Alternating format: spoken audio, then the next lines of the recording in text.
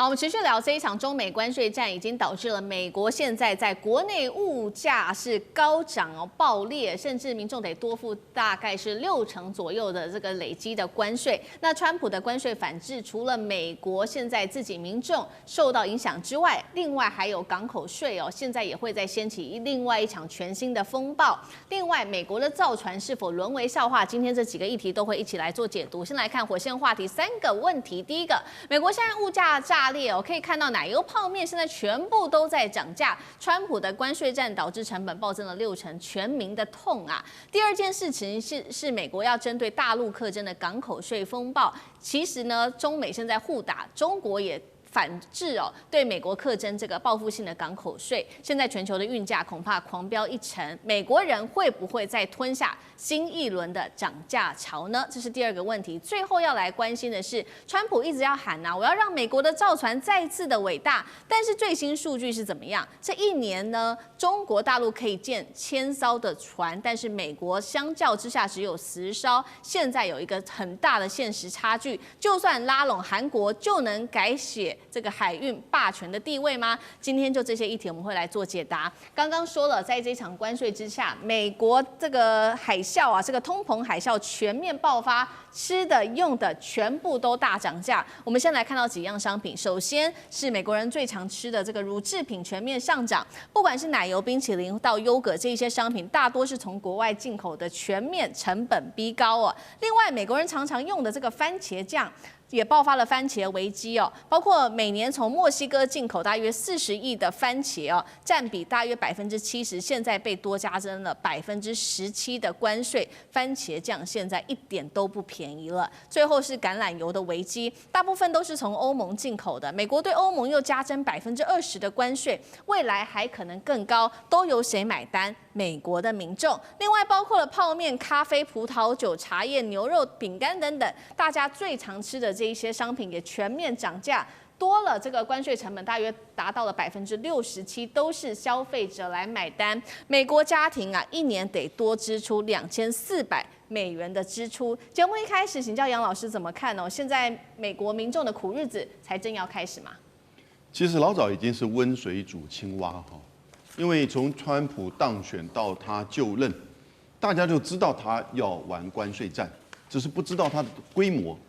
然后呢，到他4月份提出全球的对等关税的时候，185个国家平均会高达到30-40%，甚至有的国家高达50%的时候呢，这个整个物价就开始在这个动荡。那但是呢，他就一直拖延，然后呢，维持所谓的基本关税10%，那用贸易谈判的方式。那同时呢，它也让股市能够活络，因为引进投资，还有压低就是石油的这个价格。所以你就看到这个物价就一直在那边有一点温水煮青蛙的感觉。可是呢，当它到8月中旬，所有的关税确定了，耶鲁大学整理了，在8月中旬，它的关税来到了平均是21%。然后后来你就看到它对中国大陆又在增加了一些部分，所以现在已经平均超过25%的这个关税。中国进入到美国的商品已经来到至少30%到50%。那如果说11月1号之后再加个100%真的实践的话，那就不得了了。可是4月以前，外国进口的商品平均关税2.5%，所以你说这个进口的关税一定会到后来转嫁给消费者。那这是一个，就是关税一定会做某种程度的转嫁。那刚开始慢慢的拖延，但是8月中之后呢，现在越来越清楚。你看所有的话，这个美国的这个价格大概都是如此。另外一个，看这个数据，就是就业人口。美国在8月份的时候，他公布一个就业的数字，川普不满意，就把劳工统计局的局长给开除掉。然后呢，9月他就公布这个8月的数字呢，结果是比市场预期低很多，来到市场预期大概只有1/3，2.2万人的这个就业人口。以美国这么第一大经济体，它一个月只有2.2万人的就业，那几乎是非常低的。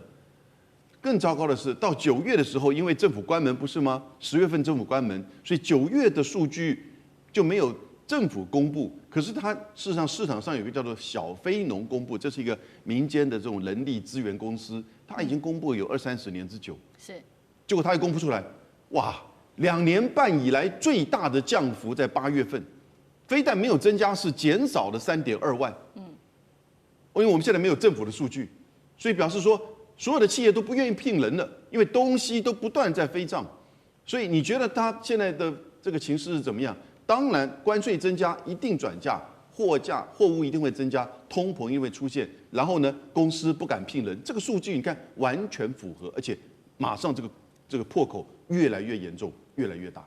是好，所以我们看到现在第一波这个关税战，民生消费的成本，美国人自己买单已经开始逐渐的反应了。那很明显的直接反映在日常的生活当中。现在大家担心的是另外一波全新的一波港口税的部分，是不是会酿成另外一波大涨价潮？尤其是快要生效的这件事情，10月14号，美国总统川普针对中国的港口税马上就要开始课征了。凡是只要是中国制造或者中国拥有的船只停靠美国港口，都会加征关税。现在有一个初步统计哦，对于航运业者来看，我们看到全球10大航运公司损失金额大约是32亿美元。那这当中有一家损失也比较大，是大陆的中远海运集团，就占了15.3亿美元。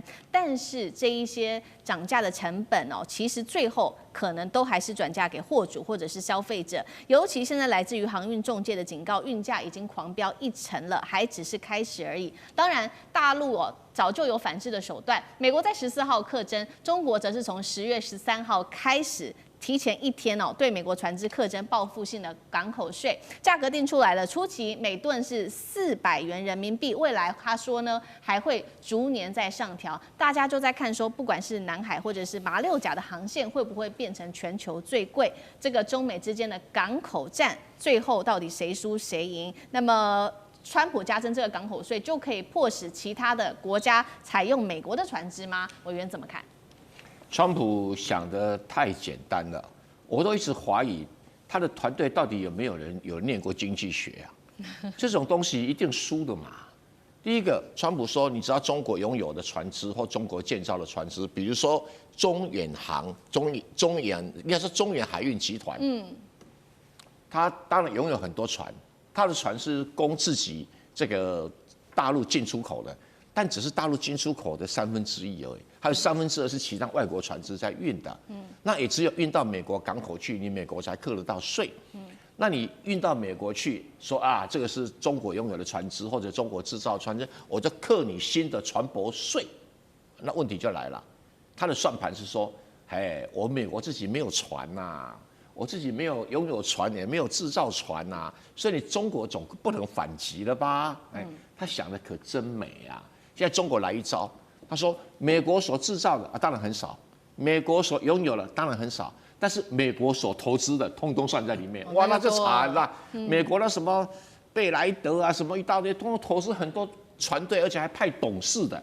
他说只要有一个美国董事，通通克。哇，那几乎所有的船都克到了啊！日本船、韩国船啊，那这个精彩了。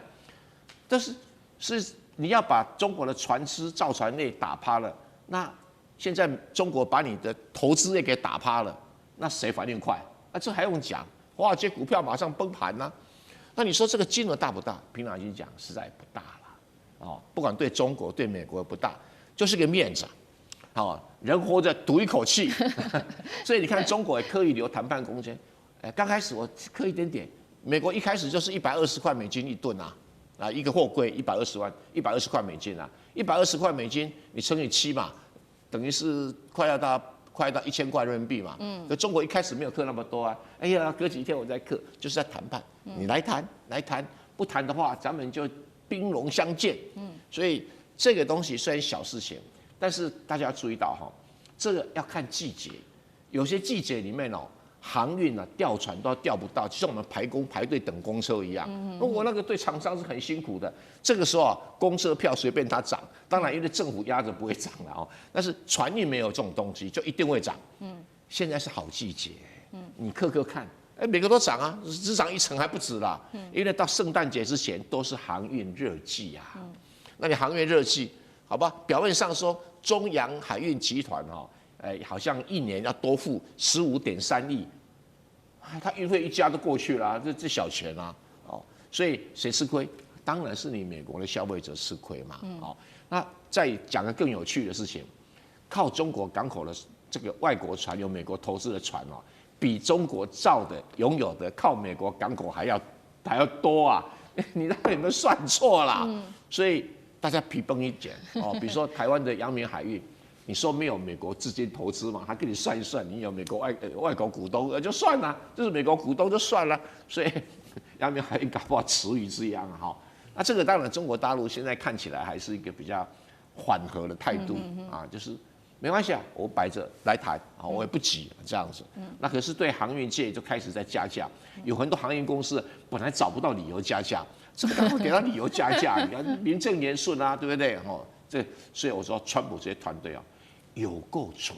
好，所以这个港口费哦，可以看到中美之间除了争面子之外，这个川普最后还是希望实践的，就是说他希望美国造船业能够再次伟大。但是我们刚刚也看到这个实际的数据，就是以1年来讲，现在美国大概只能造10艘左右的船，但是中国大陆可以到1000艘。就算拉拢韩国，美国有办法抢回他这个海运霸权地位吗？舰长怎么看？其实想都别想啊！为什么？因为我这边要拿出一个数据来啊，这是美国 USNI， 也就是美国海军学会它所提供的一个数据。那我们可以看到2种不同的颜色啊。那蓝色这是基地公司通用动力，它每一年所造出来的伯克级的船。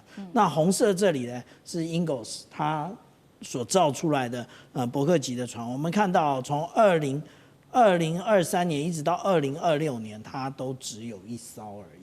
可是如果说我们相对于解放军来讲的话，光2023年呢，我们就可以看到055它一共是完成了3艘的建构，然后对于052D 呢是4艘，那054A 或054B 的话那总共加起来一共9艘，所以我们现在讲的这一些都是军舰的部分啊。那其实呢，我们看到 CSIS 这个智库呢，他在今年3月的时候，他写了一篇报告。这篇报告呢，也就是其实他认定中国大陆跟美国进行的是一个船舶的战争。为什么船舶战争？因为其实不是战争啊，是你自己没有实力啊。那没有实力之后呢，他却说中国大陆企图在这个方面来赢过他。那我们先举一个这个大家都比较熟悉的一个港口，这个造船厂，这个就是江南造船厂。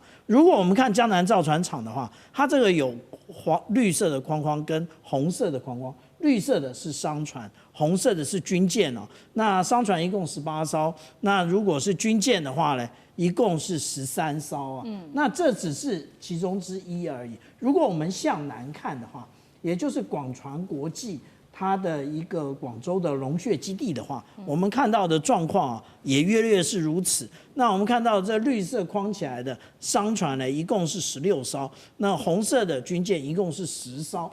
那这个数量呢，那个对于美国来讲，其实这真是没有办法跟他一起并驾齐驱，而且是连车尾灯都看不到了。所以我们看到，在2023年的时候，其实美国就提出了国防工业战略。这个最重要的讲的其实是造船，但是对于造船来讲，其实美国年轻人的这一代，他们都不想做黑手，这个才是美国真正的大缺口。好，谢谢舰长。那我们休息一下，马上回来。地缘政治、美中之争、战略价值、强权崛起、小国生存，现在与未来洞悉世